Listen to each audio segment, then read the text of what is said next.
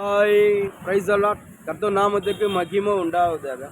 இன்றைய வேத வசனம் தானியேல் 3ஆம் அதிகாரம் 28ஆம் வசனம் நமக்கு இப்படியாக சொல்லப்படுது. அப்பொழுது நேப்காத் நேசர் வசனித்து, ஷாத்ராக் மேஷாக் அபேகா என்பவருடைய தேவனுக்கு ஸ்தோத்திரம், அவர்கள் தங்களுடைய தேவனை தவிர வேறொரு தேவனையும் சேவித்து பணியாமல் அவரே நம்பி ராஜாவின் கடல்களை தள்ளி தங்கள் சரீரத்தை ஒப்பு கொடுத்ததால் அவர் தமது தூதனை அனுப்பி தம்முடைய தாசரை விடுவித்தார். அதாவது நேப்காத் நேசர் ஒரு ராஜா, அந்த ராஜா ஒரு ஒரு சிலையை வச்சு அந்த தேசத்தில் ஒரு ஒரு சிலையை உருவாக்கி அந்த சிலையை அங்கே இருக்கிற ஜனங்கள்லாம் இந்த சிலையை நீங்கள் வணங்கணும், இந்த சிலைக்கு நீங்கள் ஆராதனை செய்யும்போது ராஜா கட்டளையிடும் இருக்குது.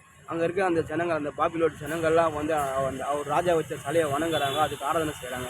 ஆனால் ஷாத்ராக் மேஷாக் அபேகா மட்டும் அந்த சிலைக்கு ஆராதனை செய்யாமல் அவங்க ஏசப்பா துதிக்கிறாங்க, ஏசப்பாவுக்கு ஆராதனை செய்கிறாங்க. இதை கண்டு அங்கே இருக்கிற அந்த ராஜாவோட சேவகர்லாம் போய்ட்டு இதுமாரி சொல்கிறாங்க, ராஜாவை நீ வச்ச சிலையை இந்த ஊர் ஜனெல்லாம் வணங்குறாங்க, இவங்க 3 பேர் மட்டும் அதை வணங்க மாட்டுறாங்கன்னு சொல்லி ராஜா என்ன சொல்லும்போது ராஜா ரொம்ப கோபம் அடைஞ்சு போய் அவங்க 3 பேரை கூப்பிட்டு ஷாத்ராக் மேஷாக் அபேகா கூட சொல்லி ராஜா கட்டளையிடும் போது அதே போல் அவங்க 3 பேரை கூப்பிட்டு வராங்க.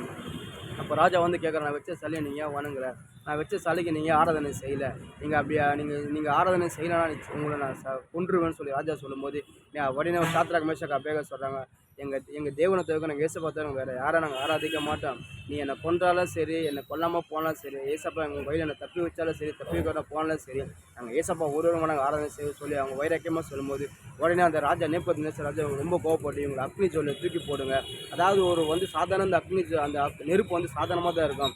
ராஜா ரொம்ப கோவப்பட்டு 4 மடங்கு அது அதிகம் பண்ணி இவங்களை போட்டோன்னு அப்படியே இறந்தோன்னு சொல்லி அப்படியேப்பட்ட அக்னி சூட விட்டு அவங்க சேவட்டை சொல்கிறாங்க, போட போன அவங்க ஆட்களை இறந்து போயிட்டாங்க. அவ்வளோப்பட்ட அக்னியை தூக்கி போடும்போது அவங்க அந்த அக்னியை தூக்கி போட்டு அவங்களுக்கு ஒன்றுமே ஆகலை. அந்த இடத்துல அவங்க அப்படியே உலாவி கொண்டு வராங்க.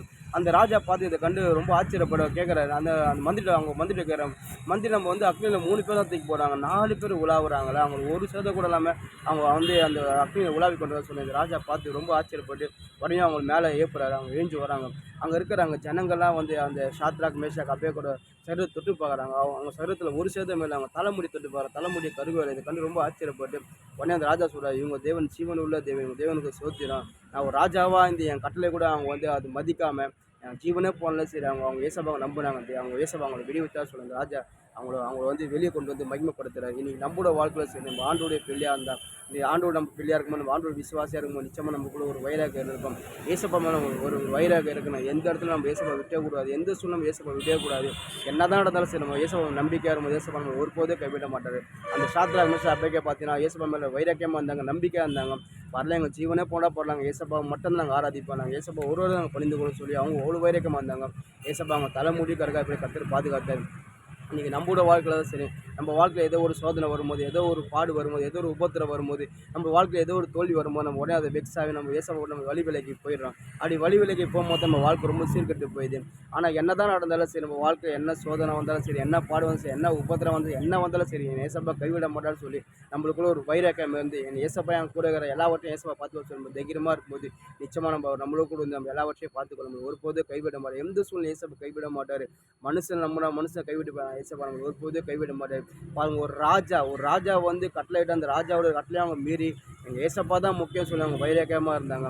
அந்த ராஜா அதான் சொல்ல, என் கட்டளையே மீறி அவங்க தேவன் அவ்வளோ வைராக்கியமாக இருந்தாங்க. அவங்க தேவன் தான் அவங்களை காப்பாற்றினார். இன்றைக்கி நம்மளோட வாழ்க்கையில் சரி, நம்ம ஏசப்பா மேலே வைராக்கியமாக இருக்கும்போது, நம்ம ஏசப்பா மேலே ஒரு பயபக்தியாக நம்ம ஏசப்பா மேலே நம்ம அன்பு செலுத்தும் போது ஏசப்பா நம்ம எந்த இடத்துல விட மாட்டார், எந்த சூழ்நிலை விட மாட்டார், எந்த ராஜா கையில் ஒப்புக்க மாட்டார், எந்த மனுஷ கையில் ஒப்புக்க மாட்டார். ஒன்றே ஏசப்பா நம்புங்க, ஒரு எல்லாவற்றிலும் உங்களை பாதுகாப்பார், உங்கள் தலையை தராமல்.